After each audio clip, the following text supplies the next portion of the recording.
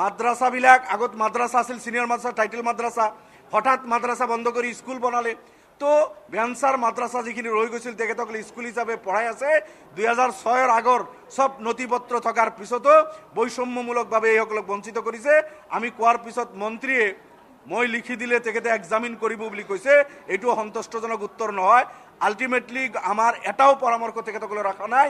আৰু ভেঞ্চাৰৰ শিক্ষক যুগ যুগৰ পৰা তেখেতসকলে শিক্ষকতা কৰিছে। কোনোবা 20 বছৰ, 22 বছৰ, 18 বছৰ তেখেতসকলে শিক্ষকতা কৰি তেখেতসকলে বঞ্চিত হৈ আছে। আৰু চৰকাৰে যি প্ৰতিশ্ৰুতি দিছিল যে এমেণ্ডমেণ্ট আনি তেখেতসকলৰ পদ প্ৰাদেশিকৃত কৰিব, কিন্তু দুৰ্ভাগ্য আজি যিটো চৰকাৰে যিটো বিল আনিলে এমেণ্ডমেণ্ট বিল, তাতে আমি দেখিলোঁ সামান্যহে সকাহ পাব, 90% শিক্ষক তাৰ পৰা বঞ্চিত হ'ব। যাৰ কাৰণে আমি কেইটামান মূল এমেণ্ডমেণ্ট আনিছিলোঁ। এটা হ'ল ডাইচ কোড, আপোনাৰ এটা হ'ল স্কুলৰ ভিত্তিবৰ্ষ, আপোনালোকে জানে 11-2006 আনিছে। আমি কৈছিলোঁ এইটো অলপ শিথিল কৰি 11-2010 কৰি দিয়ক, কিন্তু তেখেতসকলে এইটো মাইলৰ খুঁটা বুলি কৈ 6-ৰ পৰা লৰচৰ কৰিব নোৱাৰে। কোনদিন বোলে কংগ্ৰেছে 2006 চনত কিবা এটা বিল আনিছিল যে ইয়াৰ পিছত স্কুল পাতিব নোৱাৰিব। কংগ্ৰেছৰ সেই বিলৰ মানে ৰেফাৰেঞ্চ দি তেখেতসকলে এইটো মাইলৰ খুঁটা বনাইছে। কংগ্ৰেছে যদি কিবা বিল আনিছিল, বিজেপি তাৰ বিৰোধিতাহে কৰিব লাগে। বিজেপি বিৰোধিতা কৰি 2006-10 কৰিব লাগিছিল। আমি পৰামৰ্শ দিয়াত এইটো নামানিলে। দ্বিতীয়তে প্ৰাইমাৰী স্কুল, আপাৰ প্ৰাইমাৰী স্কুলৰ কাৰণে ডাইচ কোডটো আপোনাৰ অনলাইন কম্পালচাৰী হৈছে 2018-19-ৰ পৰা। আমি বিচাৰিছিলোঁ যে ডাইচ কোডৰ কণ্ডিশ্যন 2018-19-ৰ পৰা কৰক, কিন্তু সেইখিনি নামানিলেও 12-13-ৰ পৰাও যদি কৰে কিছু স্কুলে সকাহ পাব। সেইটো নকৰি তেখেতসকলে ডাইচ কোড 2009-10 কৰিছে, যাৰ কাৰণে 90% প্ৰাইমাৰী, আপাৰ প্ৰাইমাৰী স্কুলৰ শিক্ষক যিসকলে আজি 20 বছৰৰ পৰা পঢ়াইছে তেখেতসকলে বঞ্চিত হ'ব। আমাৰ এইটো এমেণ্ডমেণ্টটো তেখেতসকলে মানি লোৱা নাই। এনেকুৱা ৰেজাল্ট আৰু এনৰলমেণ্টৰ কথা আপোনালোকে জানে। 20 বছৰ এজন শিক্ষকে পঢ়াই আছে, এটা ক্লাছত 10জন ছাত্ৰ হ'ব লাগে।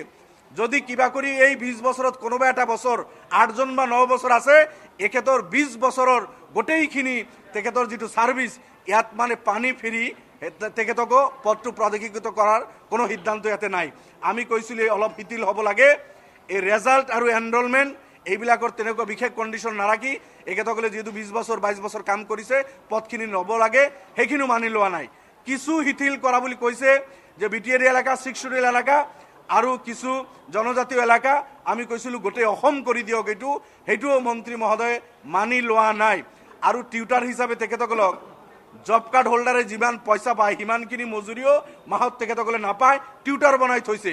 আমি কৈছিলোঁ 2011-ত যেতিয়া পদ প্ৰভিন্সিয়েলাইজ কৰিছিল, যি হাৰে তেখেতসকলে দৰমহা পাইছিল, 21-ত যিবিলাকক টিউটাৰ বনাইছে সেইসকল শিক্ষক বা আপোনাৰ non teaching staff, 3rd grade 4th grade librarian, এখেতসকলকো 2013-ৰ সকলে যেনেকৈ পইচা পাই আছে সেইটো স্কেল পে পাব লাগে। এই এমেণ্ডমেণ্টটো আমাৰ নামানিলে। আৰু আপোনালোকে জানে মাদ্ৰাসাবিলাক আগত মাদ্ৰাসা আছিল, সিনিয়ৰ মাদ্ৰাসা, টাইটেল মাদ্ৰাসা, হঠাৎ মাদ্ৰাসা বন্ধ কৰি স্কুল বনালে। তো ভেঞ্চাৰ মাদ্ৰাসা যিখিনি ৰৈ গৈছিল তেখেতসকলে স্কুল হিচাপে পঢ়াই আছে।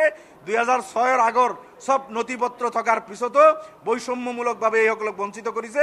আমি কোৱাৰ পিছত মন্ত্ৰীয়ে মই লিখি দিলে তেখেতে এক্সামিন কৰিব বুলি কৈছে। এইটো সন্তুষ্টজনক উত্তৰ নহয়। আল্টিমেটলি আমাৰ এটাও পৰামৰ্শ তেখেতসকলে ৰখা নাই। আৰু এই ভেঞ্চাৰৰ শিক্ষকৰ যি দীৰ্ঘদিনীয়া সমস্যা, 95% জন ইয়াতে ভিক্টিম হ'ল।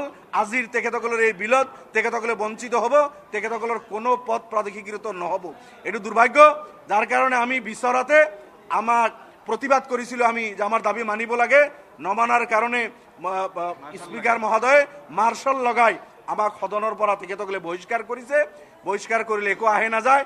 আমি এই বঞ্চিত ভেঞ্চাৰ স্কুলৰ শিক্ষকসকলৰ হৈ যুঁজি যাম।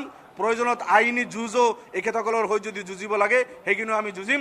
আৰু বিধানসভাৰ ভিতৰতো কামিং সেশনতো এই যুঁজ হ'ব আমাৰ তেখেতসকলৰ কাৰণে।